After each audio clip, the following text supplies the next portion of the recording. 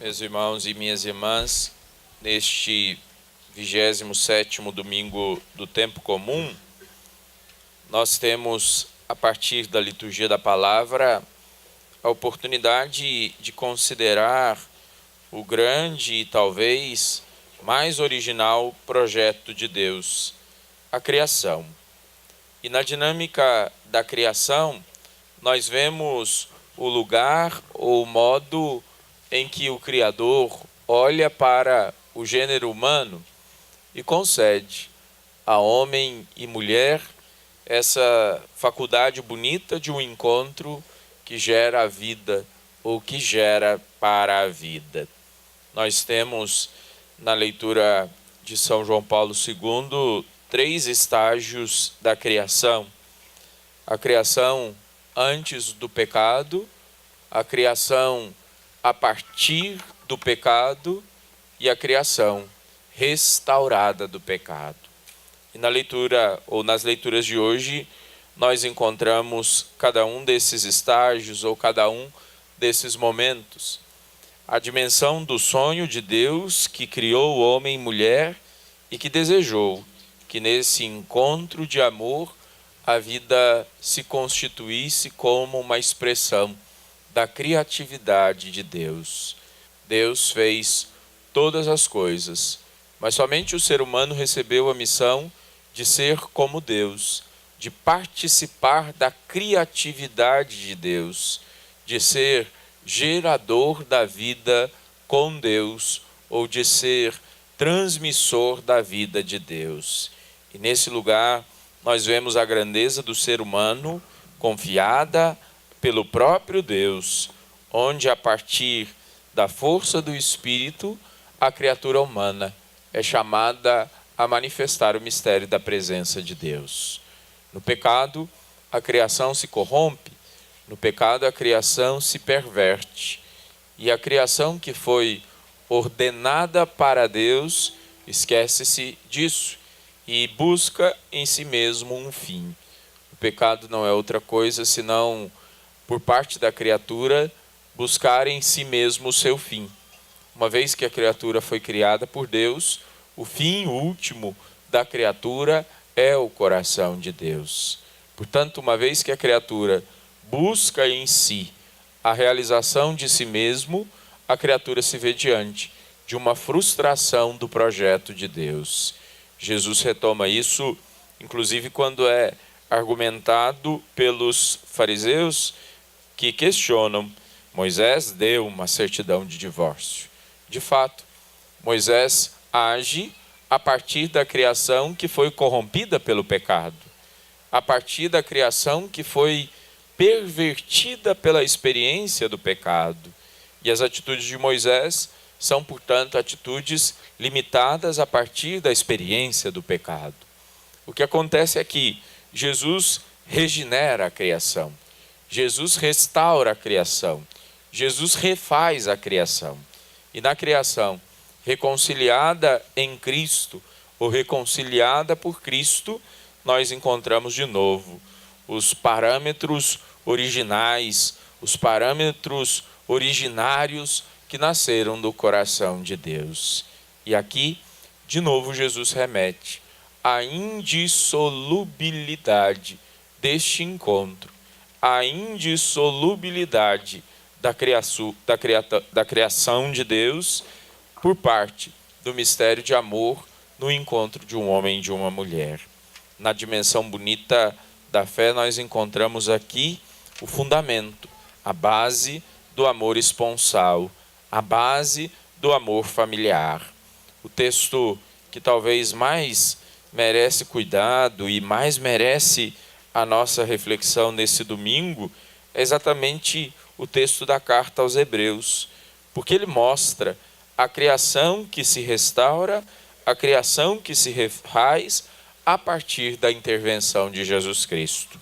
O autor da carta aos Hebreus nos diz que Jesus, a quem Deus fez um pouco menor do que os anjos, e o vemos coroado de glória e honra por ter sofrido a morte, pela graça de Deus, provou a morte em favor de todos nós. Convinha que aquele por quem e para quem todas as coisas existem, se deixou conduzir muitos filhos à glória, levasse o iniciador da salvação deles à consumação por meio dos sofrimentos. Portanto, Jesus, o santificador, quanto os santificados, são descendentes do mesmo ancestral. O texto traz um contraponto muito bonito. Se no homem Adão tudo deu errado, no homem Jesus tudo dá certo. Se o homem Adão é capaz de dizer não a Deus e de abrir-se ao pecado, o homem Jesus nos mostra que o nosso coração é só de Deus e não deve conhecer lugar para o pecado. Na dimensão da encarnação, nós vemos essa restauração de todas as coisas, esta reconfiguração de todas as coisas, esta reconciliação a partir de Deus com cada uma das coisas, com cada uma das criaturas, e de modo especial com a criatura humana que se afastou dele pelo pecado. Nós estamos, portanto, nesse contexto, reunidos na Eucaristia, invocando a bênção de Deus sobre esse lugar, invocando a bênção de Deus sobre esse trabalho, invocando a bênção de Deus sobre esse projeto. E o que nós esperamos é exatamente isso. Se as nossas costas existe um lugar de morte, que diante de nós exista um lugar de vida. Que aqui possam ser restauradas com Deus, ou restauradas por Deus, as vidas de tantos quantos passarem por esse lugar, ou pelos trabalhos que forem gestados, pensados, idealizados, construídos a partir deste lugar. Se no mundo existem tantos lugares e sinais de morte, como o que está atrás de nós, que o trabalho desta obra, o trabalho da comunidade Missão Maria de Nazaré, seja sempre um trabalho que semeie vida, que espalhe vida, que gere vida. Nós encontramos na Bíblia diversas manifestações de Deus. Deus fala com José no sonho, Deus fala com Nossa Senhora, Deus fala de diversas maneiras. E uma das maneiras mais bonitas que Deus fala no Antigo e no Novo Testamento é exatamente essa que nós experimentamos nessa manhã. Deus fala através da chuva, Deus fala através da brisa.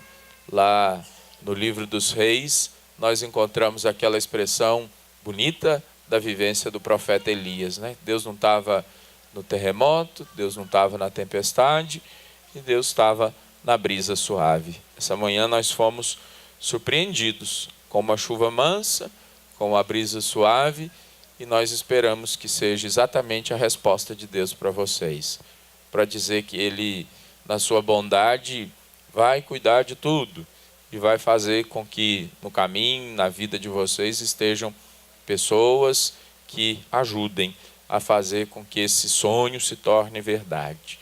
Vamos, como na oração do dia, pedir coisas grandes. Nós precisamos prestar muita atenção na liturgia, ela é muito bela. E às vezes a gente vem à missa e não presta atenção no que a gente reza. E a liturgia de hoje nos fala exatamente isso. Deus nos dá mais do que merecemos e pedimos, perdoando o que nos pesa na consciência e dando-nos mais do que ousamos pedir. Deus sempre tem mais, Deus sempre tem mais do que a gente merece, mais do que a gente pede, mais do que a gente precisa. Então vamos, cada dia, nos abrir ao mais de Deus, e assim na nossa vida Ele realize o seu projeto de salvação.